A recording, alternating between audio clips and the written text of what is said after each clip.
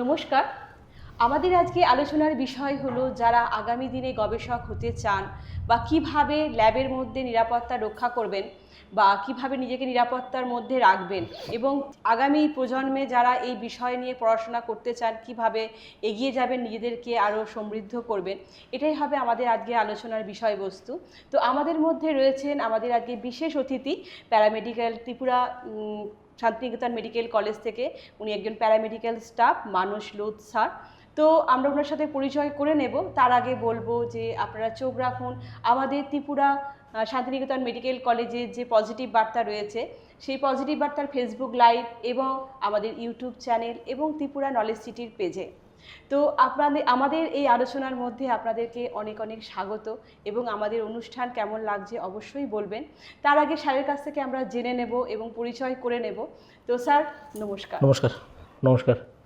তো প্রথমেই জেনে নেব যে আমাদের পজিটিভ বার্তায় এসে কেমন লাগছে বা এই পজিটিভ বার্তা সম্বন্ধে আপনি কি বলবেন?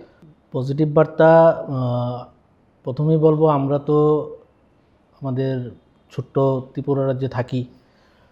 তো আমাদের এই রাজ্যে পজিটিভ বার্তা সম্পূর্ণটাই একটা বলা চলে আজ থেকে 1 বছর আগে একটা নতুন নাম বা একটা নতুন প্ল্যাটফর্ম।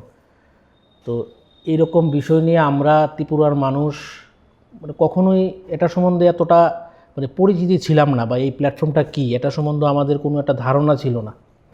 কিন্তু বর্তমান সময়ে সোশ্যাল মিডিয়ার প্ল্যাটফর্ম, ডিজিটাল প্ল্যাটফর্ম, ওই প্ল্যাটফর্মে আমাদের শ্রদ্ধেয় মলয়পীঠ স্যার ওনার এই পজিটিভ বার্তা আমাদের এই রাজ্যের মাটিতে চালু করা এবং দিনের পর দিন সারা রাজ্যের মানুষ এটা সম্বন্ধে অবগত হওয়া, এবং শুধুমাত্র এটা খুব গর্বের সহিত বলতে পারি যে আমাদের রাজ্যের মধ্যেই নয়, দেশীয় স্তরে নয়, আন্তর্জাতিক স্তরেও পজিটিভ বার্তা এখন সাফল্য পাচ্ছে।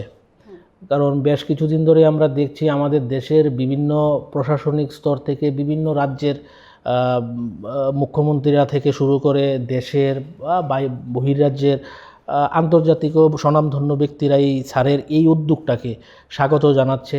তো আমি এইরকম একটা প্ল্যাটফর্মে এসে সত্যি আজকে খুব আনন্দিত এবং ধন্যবাদ জানাই এই প্ল্যাটফর্মে যারা আপনারা প্রতিদিন কাজ করে যাচ্ছেন সফলতার সহিত। আপনাদের এই পরিশ্রম, স্যারের এই পরিশ্রম, আমি সবটাকেই কুর্নিশ জানাই। আর আমাকে এখানে আমন্ত্রিত করার জন্য আপনাদের কাছে ধন্যবাদ জানাই। আপনাকেও অনেক ধন্যবাদ আমাদের পজিটিভ বার্তায়, আর আপনাকে আবারও অনেক অনেক স্বাগত। তো এরপরে স্যারের কাছ থেকে জেনে নেব যে আপনি তো আমাদের ত্রিপুরা শান্তিনিকেতন মেডিকেল কলেজে রয়েছেন, তো এই কলেজ সম্বন্ধে যদি একটু ডিটেলসে আমাদের অবগত করেন। প্রথমত বলি, ভেঙ্গে উত্তরটা দিই। আমি ত্রিপুরা শান্তিনিকেতন মেডিকেল কলেজে আমাদের ফিজিওলজি বিভাগ আছে, ডিপার্টমেন্ট ফিজিওলজি, খুব ইম্পর্টেন্ট ডিপার্টমেন্ট, আপনারা জানেন। ওই ডিপার্টমেন্টে আমি as a medical laboratory technologist হিসাবে ল্যাবের দায়িত্বে আছি। তো প্রতিদিনই স্টুডেন্টরা তাদের নিয়মিত যেই সময়, ওই সময়ে প্র্যাকটিক্যাল ক্লাস করে। আমি থাকি, আমাদের সঙ্গে আমাদের টিউটার স্যাররা থাকে, প্রফেসর স্যাররা থাকে, অ্যাসোসিয়েট প্রফেসররা, সবাই মিলে থাকি। তো আজকে প্রায় 7 মাস আমরা 7 মান্থ খুব সফলতার সহিত করতে পারছি। আপনারা লাইভও দেখছেন ক্লাসের বিভিন্ন। আর ত্রিপুরা শান্তিনিকেতন মেডিকেল কলেজ নিয়ে বলতে গেলে দেখুন, এটা প্রথমেই যদি আমি বলি যে একটা অনুন্নত আমি বলবো না, বাট এটা খুব অন্ধকারময় একটা জায়গা ছিল। আজকে ওই জায়গাটার মধ্যে আমাদের এই ত্রিপুরা শান্তিনিকেতন মেডিকেল কলেজের যিনি সভাপতি, আমাদের শ্রদ্ধেয় সম্মানিত মলয়পীঠ স্যার, উনি এখানে আসা, প্রথমে তো কলেজ করার আগে ওনার মনের মধ্যে সেই কনফিডেন্সটা এসেছে যে আমি ওখানে গিয়ে এটা করব। তারপর হচ্ছে সফল হবে কি না, সবটাই ব্যাপার আছে। তো উনি ওখানে এসেছেন, ওখান থেকে জায়গা ক্রয় থেকে শুরু করে কলেজ বানিয়েছেন। আমি প্রায় প্রথম থেকে না হলেও এর বেশ কিছুদিন পর থেকে আমি আজকে পর্যন্ত ওখানে ওটার সঙ্গে আমি আছি। আমি দেখেছি যে অনেক বাধা বিপত্তি বলবো না, বাট যেটা কাজ করতে গেলে হয়, সবাই মিলে একত্রিত হয়ে সমাজের সকল স্তরের মানুষের সাহায্য নিয়ে স্যার কিন্তু ওনার যেই চেষ্টাটা, ওটাতে উনি সফল হয়েছেন। এনএমসি অ্যাপ্রুভাল, ন্যাশনাল মেডিকেল কাউন্সিলের যে অ্যাপ্রুভাল লাগে, ওটাও আমাদের কলেজ গত বছর সাকসেসফুলি এটা করেছে। এর থেকে সবচেয়ে বড় যেটা, ওটা হলো আমাদের টিএসএমসি আমাদের এই রাজ্যের মাটিতে প্রথম বছর। ওটা প্রথম বছরেই আমরা 150 সিট আমাদের কলেজকে দেওয়া হয়েছিল ডিরেক্টর অফ মেডিকেল এডুকেশন থেকে। ওখানে আমরা 150 সিটই আমরা সবার আশীর্বাদে আমাদের স্যার করতে পেরেছে, 150 সিটে ভর্তি। এটা আমাদের কলেজের জন্য একটা বড় প্রাপ্তি। এবার আমাদের কলেজে ভারতবর্ষের 21টা রাজ্য থেকে এখানে স্টুডেন্টরা ভর্তি হয়েছে, এটা আমাদের জন্য আরেকটা বড় প্রাপ্তি। এবং তারই ফল হিসাবে গত 3 মাস আগে থেকে আমাদের কলেজে, আমাদের ত্রিপুরা শান্তিনিকেতন মেডিকেল কলেজকে প্রথমে ন্যাশনাল বুক অফ রেকর্ড, তারপর এশিয়া বুক অফ রেকর্ড, এবং এই সদ্য সমাপ্ত আমরা ওয়ার্ল্ড বুক অফ রেকর্ড থেকেও আমাদের কলেজকে সম্বর্ধনা দেওয়া হয়েছে, আমরা প্রথম হয়েছি। তো বুঝতেই পারছেন এটা আমাদের কলেজের জন্য একটা বড় প্রাপ্তি। আর কলেজের বড় প্রাপ্তি থেকে স্যারের জন্য একটা খুব বড় প্রাপ্তি, কারণ ওই যে বললাম না, কলেজ তো উনি করবেন, কলেজ করেছেন, কলেজ চলবে আগামী দিন, কিন্তু ওই যে আমি কলেজটা করব, ওখানে আমার এটা হবে, এই যে একটা দৃঢ়তা, এই কারণ জায়গাটা টোটালি একটা বাগান ছিল, বিকেলের পর হয়তো ওই জায়গাতে কেউ যেতও না, কিন্তু আজকে ওখানকার চেহারাটাই পাল্টে গেছে। হ্যাঁ, একা স্যারের পক্ষেও সবটা সম্ভব ছিল না, অনেকেই প্রশাসনিক থেকে শুরু করে উপরে অনেকেই স্যারকে সহযোগিতা করেছে এবং স্যারও ওটার জন্য কৃতজ্ঞ। আমরা আছি, আরও অনেকেই আছে, আগামী দিনও থাকবো। তো এই যাত্রা চলছে, সব খুব ভালোভাবেই চলছে। ঠিক একদম জেনে নিতে পারলাম স্যারের কাছ থেকে যে আমাদের শান্তিনিকেতন কলেজের যে কিভাবে এটা তৈরি হয়েছে বা স্যার কিভাবে এটার মধ্যে পরিশ্রম দিয়েছে, সেখানটা কি অবস্থায় ছিল, এখন বর্তমানে কোন পরিস্থিতিতে আছে আমরা জেনে নিতে পারলাম। এরপরে জেনে নেব স্যারের কাছ থেকে ওখানে তো ওপিডি পরিষেবাও চালু আছে, এই ওপিডি পরিষেবা সম্বন্ধে যদি একটু আপনার কাছ থেকে ডিটেলসে শুনে নিতে পারি। ওপিডি পরিষেবা আমরা 2024 মানে গত বছরের আগস্টের 1 তারিখ থেকে আমরা ওখানে চালু করেছি 10 টাকার বিনিময়ে। তো বেসিক্যালি আমাদের রাজ্যের একটা বড় অংশ নিডি ফ্যামিলি বিলং করে, এটা বাস্তব। তো ওখানে ওই রকম জায়গায় স্যার 10 টাকার বিনিময়ে শুধুমাত্র আমার ওই পার্শ্ববর্তী এলাকাগুলো নয়, এখানে সারা ত্রিপুরা রাজ্য থেকে মানুষ আসছে 10 টাকার বিনিময়ে। যে রাজ্যের ভালো ভালো ডক্টররা, যাদের এটা হিউজ এক্সপিরিয়েন্স বিভিন্ন ক্ষেত্রে, ওদের থেকে মানে শিখারও অনেক কিছু থাকে। আজকে ওনারা আমাদের কলেজে ওপিডিতে বসছেন, রুগী দেখছেন, রুগীদের জন্য এটা একটা বড় প্রাপ্তি। কারণ আমরা জানি আমাদের রাজ্যের একটা বড় অংশ মানুষ সবসময় একটা চিন্তাধারা থাকে যে আমি বহির্রাজ্যে গিয়ে ট্রিটমেন্ট করব, বাইরের রাজ্যে। এবং এটা ধারণাটাও ওনাদের মানে অন্যায় না, কারণ আমার এখানে কিন্তু বর্তমান সময়ে আমাদের রাজ্যে আমরা জানি আমাদের জিবি হাসপাতালে kidney transplant, open heart surgery থেকে শুরু করে আরও বড় বড় ট্রিটমেন্ট শুরু হয়েছে। স্বাস্থ্য ব্যবস্থা আমাদের ভালো দিকে যাচ্ছে, চেষ্টাটা সবার। তো ওইটার দিকে লক্ষ্য রেখে শান্তিনিকেতন মেডিকেল কলেজ স্যার 10 টাকার বিনিময়ে ওপিডি চালু করেছেন। রাজ্যের বললাম না হিউজ এক্সপিরিয়েন্স, ভালো ভালো স্বনামধন্য ডক্টররা ওখানে বসছেন, প্রতিদিন বসছেন সকাল 10টা থেকে বিকাল 5টা পর্যন্ত। রাজ্যের নানা প্রান্ত থেকে মানুষ আসছে। এর সঙ্গে যে পরীক্ষাগুলো হয়, পরীক্ষাগুলোতেও একটা ভালো পার্সেন্টেজ ডিসকাউন্ট দেওয়া হয় রুগীদের জন্য। তারপর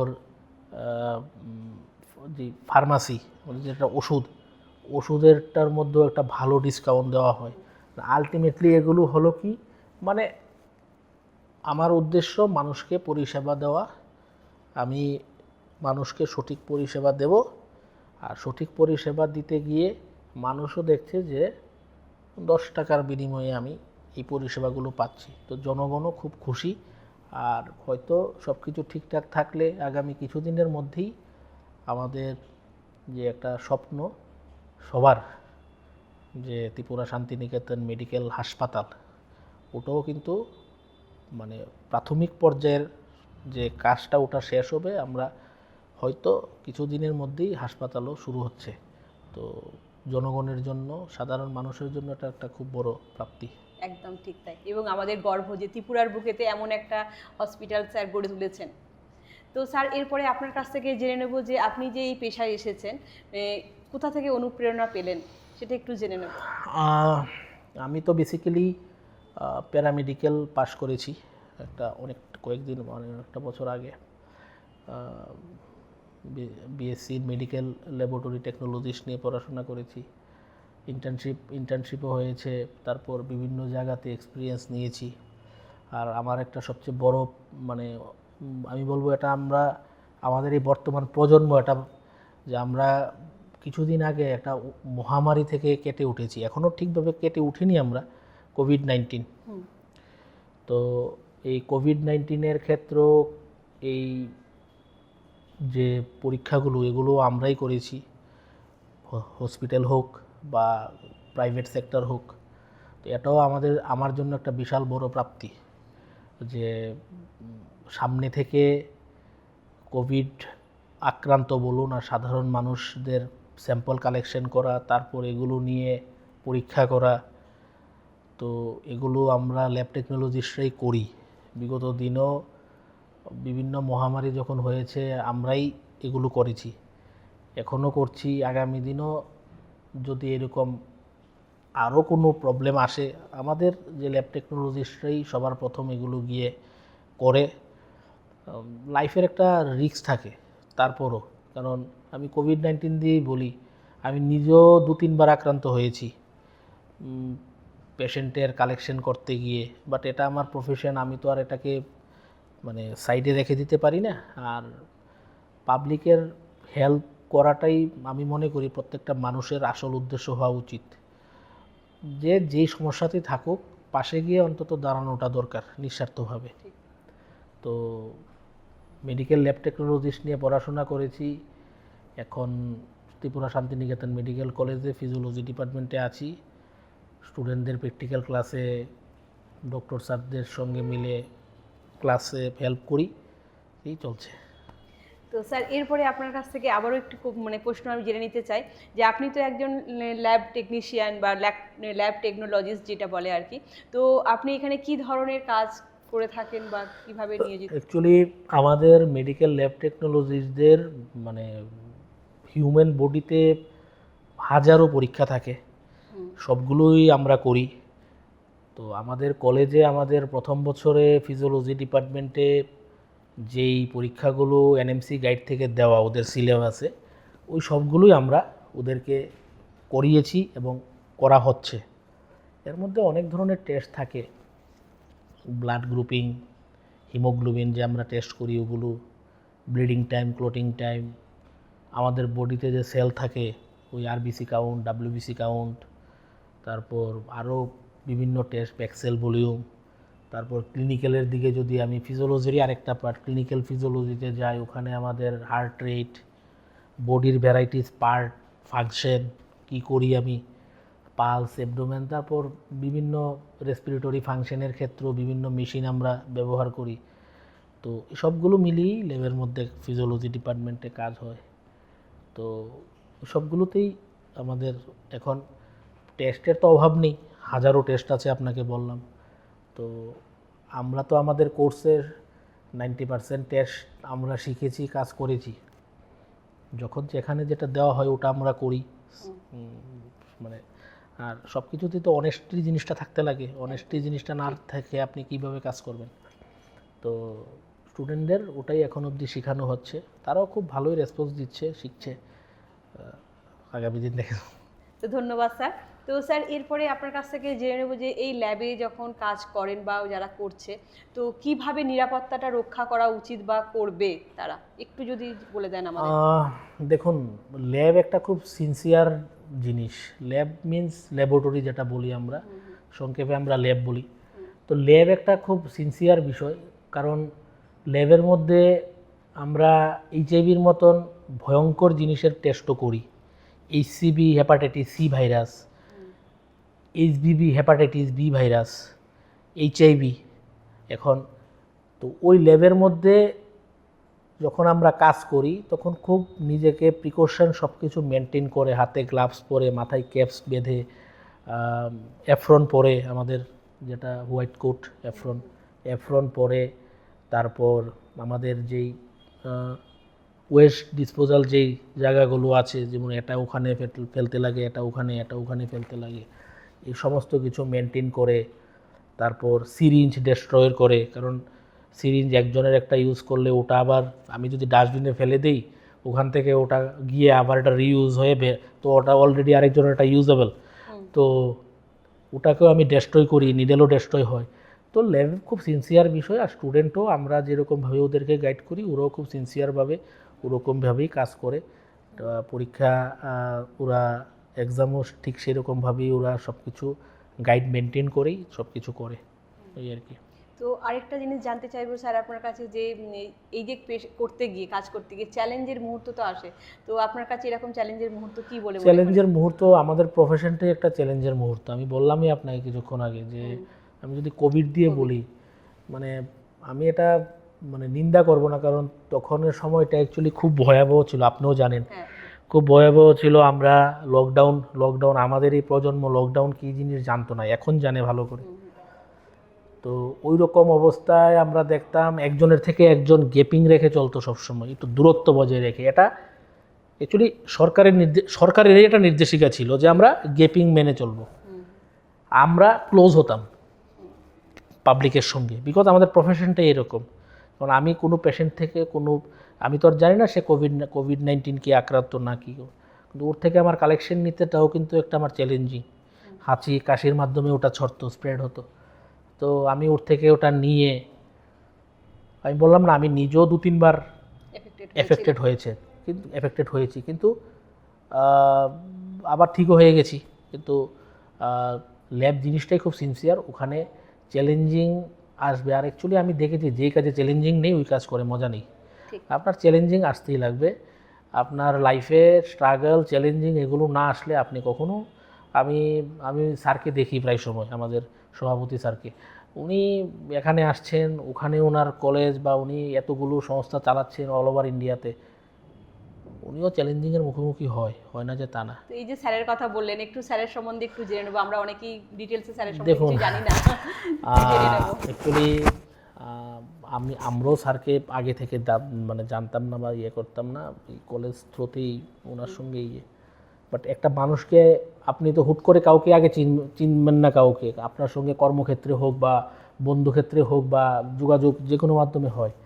ত্রিপুরা শান্তিনিকেতন মেডিকেল কলেজ সূত্রে স্যারের সঙ্গে পরিচয়, খুব ভালো মনের মানুষ। আর ত্রিপুরা শান্তিনিকেতন মেডিকেল কলেজের মধ্যে আরেকটা গুরুত্বপূর্ণ জিনিস মহিলা এন্টারপ্রেনারশিপ, মহিলাদের জন্য একটা মানে কি বলবো ঐতিহাসিক জিনিস। আমি দেখি প্রায় ক্ষেত্রে আমাদের মহিলারা, দিদিরা, মায়েরা, বোনেরা, ওরা বিভিন্ন জায়গাতে গিয়ে যে বিভিন্ন জিনিসের উপর ট্রেনিং করে, ওটার জন্য টাকা নেয় বিভিন্ন সংস্থা। যারা নেয় আমি ওদেরকে নিন্দা করছি না, বাট দেয় টাকা দিয়ে। স্যার দেখলাম ফ্রিতে করাচ্ছে বিভিন্ন কোর্সের উপর, কম্পিউটার, সিসিটিভি ক্যামেরা, মেটাভার্স, আরও অত্যাধুনিক। এরপর স্যারের আরও উনি যে আমাদের সঙ্গে অনেক সময় শেয়ার করে দেখি যে আমি রাজ্য সরকারের সঙ্গেও আমি কথা বলে এই বোনেদের জন্য যারা আমার ডাকে সাড়া দিয়ে ওনাদের একটা সুন্দর ভবিষ্যৎ গড়ার জন্যে আমার ডাকে সাড়া দিয়ে আসছে, আমি ওদের জন্য সরকার থেকে কি সুবিধা দেওয়া যায়, লোন থেকে শুরু করে যেটাই হোক না, আমি ওটাও করব। তো এই যে জিনিসগুলো পজিটিভ বার্তা। আমি তো বললাম এইরকম প্ল্যাটফর্ম তো মানুষ রাজ্যের জানতো না, তো কি পজিটিভ বার্তা। পজিটিভ আমরা জানি, লাইফে চলতে গেলে আপনি পজিটিভিটি না রাখলে কখনোই কোনো কিছু আপনি পাবেন না। স্যারের মধ্যে পজিটিভিটি সবসময় থাকে বলেই আজকে উনি সাকসেসফুলি এই জিনিসগুলো থেকে মানে একদম ইজিলি করে যাচ্ছেন। তো কলেজ আমাদের এখানে, কর্মসংস্থান, একটা ভালো পরিমাণ কর্মসংস্থান, এখানে পেটে ভাত দিচ্ছেন উনি, সবার আশীর্বাদ ওনার সঙ্গে আছে। মহিলাদের জন্য উনি মানে স্বনির্ভর, আমি যেটা বলি, মহিলাদের জন্য কাজ করার জন্য উনি এরকম ফ্রিতে করাচ্ছেন, এবং পরবর্তী সময়ে এখানেও কর্মসংস্থানের ব্যবস্থা উনি করে দিচ্ছেন। তারপর আরও বিভিন্ন ক্ষেত্রে পজিটিভ বার্তা, আপনারা যারা দিনরাত পরিশ্রম করে চলছেন। তো এই সব কিছু মিলিয়ে তো আমি একটা জিনিসই দেখি যে ওনার উদ্দেশ্যটা সফল, কর্মসংস্থানটা একটা বড় প্রাধান্য।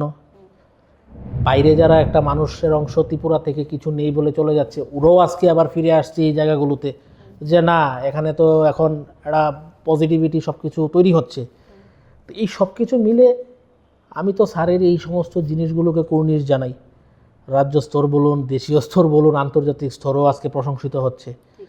তো এটা আমাদের জন্য গর্বের বিষয় এবং ধন্যবাদ কৃতজ্ঞ ওনার কাছে যে উনি এগুলো, আমরা তো পাশে থেকে ওনাকে হেল্প করব, সাহায্য করব, আসল তো করার কারিগর উনি। একদমই তো উনি ওনার চেষ্টা করে যাচ্ছেন, সফলও হচ্ছেন। আর কাজ করতে গেলে বাধা বিপত্তি আসে, না হলে মজা থাকে না। বাধা বিপত্তিগুলি উপরওয়ালাই সব কিছু সাইড করে পজিটিভ দেয়, থাকলে পাশে নেগেটিভ থাকবেই, এটা এবং সিস্টেম। এটাকে নিয়ে আমাদেরকে এগিয়ে চলতে হবে। এবং স্যারের যে লক্ষ্য বা উদ্দেশ্য, যে সমাজে পজিটিভিটি বা ইতিবাচক ভাবনা ছড়িয়ে দেওয়া, এবং যেই 3 থেকে 13 বছরের যে বাচ্চারা যারা মোবাইল বা টিভিটা খুললেই যে নেগেটিভের মধ্যে আসক্ত হয়ে পড়ে, সেটা যাতে আর না হয় সেটার জন্য সিটিএ যে আমাদের কেবল চ্যানেলের মাধ্যমে আমাদেরকে বিভিন্ন দিক দিয়ে আমাদেরকে পজিটিভ দেখানো হয়, এবং যারা বেকার আছে তাদেরকেও মানে সংস্থান করে দেওয়া, এবং যারা বলবো যে যারা পড়াশোনার দিক পাচ্ছেন না, এই সিটিএর মাধ্যমেও সেটা তারা দিক খুঁজে পাচ্ছে। খুব সুন্দর স্যার আমাদেরকে মানে কি বলবো সামনের দিকে এগিয়ে নিয়ে যাচ্ছেন তার ওনার পজিটিভ চিন্তাভাবনার মধ্যে দিয়ে, এবং আমরা এর জন্য গর্বিত, এবং আমরা সবসময় স্যারের পাশে আছি এবং থাকবো। তো স্যারের কাছ থেকে এরপরে জেনে নেব যে আগামীতে যেসব স্টুডেন্টরা মানে ল্যাবে মানে পড়তে চায় তাদের যোগ্যতা কি হওয়া প্রয়োজন বা কি হওয়া উচিত, কি করতে পারবে তারা? প্রথমেই তো মাধ্যমিক পাস করার পর টেন্থ পাস করার পর সায়েন্স ব্যাকগ্রাউন্ড লাগবে। 12 পাস করার পর সায়েন্স ব্যাকগ্রাউন্ডের পর বিএ প্যারামেডিক্যাল কোর্স। এখন অবশ্য ওটা প্যারামেডিক্যাল নেই, ওটা হেলথ কেয়ারের অন্য একটা বড় জায়গাতে চলে গেছে। কারণ আমাদের অল ইন্ডিয়া হেলথ ডিপার্টমেন্ট এবং আমাদের স্বাস্থ্য দপ্তর, কেন্দ্রীয় স্বাস্থ্য দপ্তর, আমরা যে এই কোভিডের সময় মানে প্রতিনিয়তই ল্যাব টেকনোলজিস্টরা বিভিন্ন রোগ থেকে শুরু করে সব কিছুর সঙ্গে যুদ্ধ করে নিজের হাতে টেস্ট করে সমস্ত কিছু। তো এগুলোকে সম্মান জানিয়ে আমরা আমাদের যে বিএমএলটি, যেটা আমি যেটা থেকে পড়াশোনা করেছি, যে bachelor of medical lab technologist, ওটার পর এখন আমাদের যেটা মাস্টার ডিগ্রি, ওটা আমাদের অলরেডি সায়েন্টিস্টে গভর্নমেন্ট থেকে ওটা অলরেডি একটা করে দেওয়া হয়েছে। আমাদের মাস্টার ডিগ্রি যেটা, ওটাতে আর টেকনোলজিস্ট থাকবে না, সায়েন্টিস্ট করে দিয়েছে। আমাদের বিএমএলটি যেটা, ওটাকেও নিয়ে চর্চার চেষ্টা চলছে যে ওটাকেও সায়েন্টিস্ট ঘোষণা দেওয়া যায় কি না। কারণ ল্যাবের মধ্যে হাজারো হাজারো টেস্ট আমরা করি, রিয়েজেন্ট থেকে শুরু করে এভরিথিং সমস্ত কিছু। তো সব কিছুর দিকে চিন্তা ভাবনা করে ওই জিনিসটা। আর এই কোর্স করতে গেলে আপনার সায়েন্স ব্যাকগ্রাউন্ড লাগবে, বায়োলজিতে মিনিমাম 60 থেকে 70% মার্ক লাগবে। তারপর আপনি জয়ের এন্ট্রান্স, আর এন্ট্রান্সের থেকেও সিট পাঠায় আমাদের আগর ত্রিপুরাতে। যেই কলেজগুলোতে হয় ওগুলোতে জয়ের এন্ট্রান্সের থেকেও সিট পাঠায়, মানে আগে যেগুলো থেকে আমরা মানে পড়াশোনা করেছি আর কি, ব্যাকগ্রাউন্ডটা সায়েন্স লাগে আর কি। ঠিক। তো ধন্যবাদ স্যারকে আবারও। তো এরপরে স্যারের কাছ থেকে আবারও জেনে নেব যে এই যারা পড়তে চাইছে বা এই লাইনে এগোতে চাইছে তাদের জন্য ভবিষ্যতে কি পরামর্শ দেবেন আপনি? দেখুন, মানুষ আপনাকে বলতে পারবে মুখ দিয়ে যে আপনি ওটা করুন, ওটা করুন, এটা করুন, এগুলো করুন। আসল করার কিন্তু মালিক আপনি নিজে। তো আমি প্রত্যেককে একটা জিনিস বলি, যে আমার স্টুডেন্টদেরকেও আমি বলি যে লাইফে দুটো সিনেমা দেখবে, কারণ সিনেমা থেকে আমরা অনেক কিছু শিখি। একটা হচ্ছে 3 ইডিয়টস, আর একটা হচ্ছে জিন্দেগি না মিলেগি দোবারা। 3 ইডিয়টস কেন? হাতের 5 আঙ্গুলের মধ্যে 5টা আংটি পরেছি, আর শুধু দেখছি যে ওটা করব, ওটা করব, এটা করব। আসলে এগুলো কিচ্ছু না। আংটি টাংটি ফালাও, নিজে স্ট্রাগল করো। একটা খুব মূল্যবান জিনিস বলে যে সাকসেসের পিছনে দৌড়াবে না, নিজেকে আগে সাকসেস বানাও, অটোমেটিক সাকসেস তোমার কাছে ধরা দেবে। ওটা। আর একটা হচ্ছে জিন্দেগি না মিলেগি দোবারা। ওই দুটো জিনিস আমি ম্যাক্সিমাম মানুষকে বলি, আমার স্টুডেন্টদেরকেও বলি ইন্সপায়ার হওয়ার জন্য। তো আপনি যেটাই পড়ুন, প্রথমত হচ্ছে ওই জিনিসটার উপর আপনি আগে 100% দেবেন, না হলে আপনি ওই জিনিসটার মধ্যে কোনোভাবেই সফলতা পাবেন না। আপনি যে জিনিসটা করছেন ওটার মধ্যে করার মালিক আপনি, সব কিছু আপনার উপর। আপনি যদি ওটার মধ্যে হবে, এটা হচ্ছে না, তাহলে আপনি করতে পারবেন না। আর ভালো কাজে আপনার বাধা আসবে, আমি একটা জিনিস জানি, বাধা আসবে, কারণ বললাম না একটু আগে যে উইদাউট স্ট্রাগল, উইদাউট মানে বাধা সাকসেস। সাকসেস হবে না। আপনি দেখুন না, মানে আমি অবসর থাকলে আমি মোবাইলের মধ্যে আমাদের দেশের যারা স্বনামধন্য ব্যক্তিরা আমি প্রত্যেকের লাইফ হিস্ট্রি পড়ি, ভাল লাগে আমার কাছে। মানে সিনেমার জগতের বলুন, অন্যান্য জগতের বলুন, সাহিত্য জগতের বলুন, বা ফুটবলার বলুন, ক্রিকেটার, যারাই সমাজের বিভিন্ন ক্ষেত্রে প্রত্যেকে লাইফে স্ট্রাগল করেছে। উইদাউট স্ট্রাগল আপনি হয়তো কিছু অর্জন করবেন, থাকবে না। আর স্ট্রাগল ছাড়া আপনার লাইফে কোনো কিছু হবে না। আমি এই জিনিসটা মানে মোবাইলে তো দেখি, কারণ আমরা না দেখবো কার থেকে, কোথা থেকে, মোবাইলে তো দেখবো। মোবাইলে দেখি, আমি এই জিনিসটা প্রতিনিয়ত নিজের মধ্যেই করি। উইদাউট স্ট্রাগল আপনার আর সব জিনিসের অ্যাকচুয়ালি রিয়েক্ট করতে নেই। সব জিনিসের রিয়েক্ট করলে আপনি হালকা হয়ে যাবেন। কে কী বলছে না বলছে ছাড়ুন এগুলো। সমালোচনা, কিছু মানুষের জন্মই হয় সমালোচনা, নেগেটিভিটি করার জন্য, ওগুলো পাত্তা দিতে নেই। আপনি ভাববেন যে হ্যাঁ আমি সাকসেস, আমার পিছনে কিছু বলছে। কারণ সমালোচনাও সবার হয় না। দেখবেন একটা জিনিস, আপনি আমার অনেক বড়, আপনি আমার থেকে এই জগৎটা অনেক বেশি দেখেছেন, কিন্তু আমি একটা জিনিস মানি যে সমালোচনা তারই হয় যার মধ্যে কোয়ালিটি থাকে। উইদাউট কোয়ালিটি যার মধ্যে দেখবেন করবে না। তো আমাকে নিয়ে করুক, স্যারকে নিয়ে করুক, আরেকজনকে নিয়ে করুক, এগুলো ফালতু এগুলোর মধ্যে। তো আপনি একটা সুন্দর প্রশ্ন করেছেন যে কেউ যখন আগে নিজের করতে লাগবে। আমাদের এখানের মধ্যে 150 স্টুডেন্ট আছে, সারাদিন ওরা ক্লাস নিয়ে, স্টাডি নিয়ে এত বিজি থাকে। সবসময় আপনি স্টাডির সঙ্গে থাকলেও ভালো ফলাফল করতে পারবেন না। ও তো মুখস্থ করে নিয়ে লিখছেন, প্র্যাকটিক্যালে আপনার কোনো কিছু হচ্ছে না। তো থিওরিও পড়বেন, প্র্যাকটিক্যালও পড়বেন। আর মেডিকেল ফিল্ড এটা পুরোটাই থিওরি এবং প্র্যাকটিক্যাল দুটোটা মিলে। আপনি এমবিবিএস বলুন, আমাদের এমএলটি বলুন, নার্সিং বলুন, ফিজিওথেরাপিস্ট বলুন, অপটোমেট্রিস্ট বলুন, রেডিওগ্রাফার বলুন, এভরিথিং, এভরি কোর্স, প্রত্যেকটা কোর্সই প্র্যাকটিক্যালের উপর ডিপেন্ডেন্ট। সো প্র্যাকটিক্যালের উপর ডিপেন্ডেন্ট, আপনার থিওরিটা করতে লাগবে মনোযোগ দিয়ে, প্র্যাকটিক্যালটা, বাট আপনি যেটাই করবেন ওটার মধ্যে 100% আপনার কনসেন্ট্রেশন থাকতে লাগবে। এরকম না যে আপনি প্র্যাকটিক্যাল করতে এসেছেন, আপনি এখন ওই সকালবেলা কীভাবে জানি বাড়ি থেকে বেরিয়ে এসেছি, ওগুলো ভালো হবে না। যেটা করবেন ওটার মধ্যে ফোকাস করবেন, ভালো ভালো। আমি আমার এই এতটুক অল্প দিনের এই অভিজ্ঞতাতে আমি এটা বুঝেছি আর কি। ঠিক, ধন্যবাদ স্যার আপনাকে।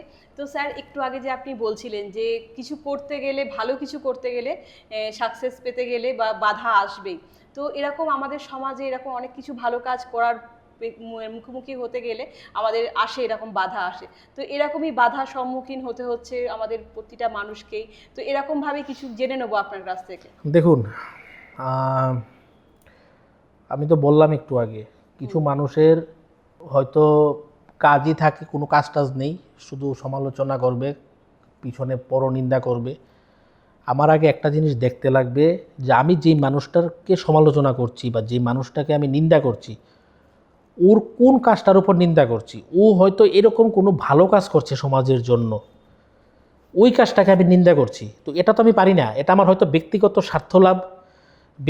স্বার্থ লাভের জন্য আমি এটা করছি, যে আমার হয়তো এখান থেকে কোনো স্বার্থ লাভ হয়নি, এই জন্য আমি ওনাকে করছি। বাট এটা আমি করে আলটিমেটলি আমি নিজেই শেষ হবো। এবং আমরা আমাদের চোখের সামনে অনেক জিনিস দেখি, কোনো মানুষ সমাজের জন্য কোনো ভালো কাজ করতে যায়, একটা উচ্ছৃঙ্খল শ্রেণী, একটা নোংরা সমাজ, একটা নোংরা সমাজের কিছু সমাজ না, সরি, নোংরা কিছু লোক সমাজের, মানে মানসিকতার মানুষ, খুব বাজে মানসিকতা নিয়ে সেরে ওর পিছনে লাগে মিথ্যা সমালোচনা, আকাশ মাটির তাফাত, এরা নোংরা, এগুলো করে আলটিমেটলি কি হয়, আপনি সাময়িক হয়তো কোনো কিছু অর্জন করে নেবেন, বা সাময়িক হয়তো আপনি, বাট আমি কোনো ধর্মকে ছোটো করছি না, আপনিও সনাতন ধর্ম, আমিও সনাতন ধর্ম, আমরা মহাভারত দেখেছি। শুধু সনাতন ধর্ম না, প্রত্যেকটা ধর্মের মানুষ মহাভারত দেখেছে। মহাভারত হয়েছিল কেন? মহাভারতটা হয়েছিল কেন? বাস্তবটা দেখানোর জন্য আমাদেরকে।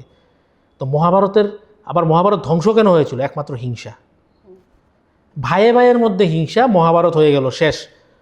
তো এটা থেকে যদি আমরা শিক্ষা না নিই, আমাদের চোখের সামনে বাস্তব জিনিসটাকে ফোটানোর জন্যই তো এই জিনিসগুলো হয়েছিল, আমি যদি ভুল না বলে থাকি। তো আমি মনে করি নিজের মতো নিজে চলব, নিজের কাজ নিজে করব, পাবলিক মানুষ সবটা বুঝে, তারা দেখে, তারা নিজেরা যাচাই করে, তারাও পাগল না। এখনকার দিন অনেক স্ট্যান্ডার্ডাইজেশনে যাচ্ছে, ডিজিটালাইজেশন, যেটা প্রথমেই বললাম। মানুষ এত বোকা না। কোনো মানুষের পিছনে যদি কেউ লাগে ব্যক্তিগত স্বার্থের লাভের জন্য, এগুলো খুব নোংরা। আমি ফেসবুকের মধ্যে এটা কাউকে নিয়ে বাজে একটা কমেন্ট করে দিতে পারি, বাট আলটিমেটলি এটা করা উচিত না। আপনি এটা খুব সুন্দর প্রশ্ন করেছেন। আমি এই প্ল্যাটফর্ম থেকে আজকের এই যে এখানে আমরা সুন্দরভাবে এটা অনুষ্ঠানে, আমি ওখান থেকে বার্তা দেব ওই সমস্ত নোংরা মানসিকতা লোকেদের, এগুলো ছেড়ে যারা ভালো কাজ করছে পজিটিভিটি বার্তা নিয়ে, ওদের পাশে এসে দাঁড়ান, দেখবেন ভাল লাগবে কাজ করে। আর এই মনটা সবসময় একটু বড় করে চলা দরকার। স্যার একটা জিনিস বলে, জন্ম উপরবালা দিয়েছে, মৃত্যু উপরবালাই দেবে। আমি ওনার থেকে এই জিনিসটা শিখেছি যে জন্ম উপরবালা দিয়েছে, মৃত্যু উপরবালা দেবে।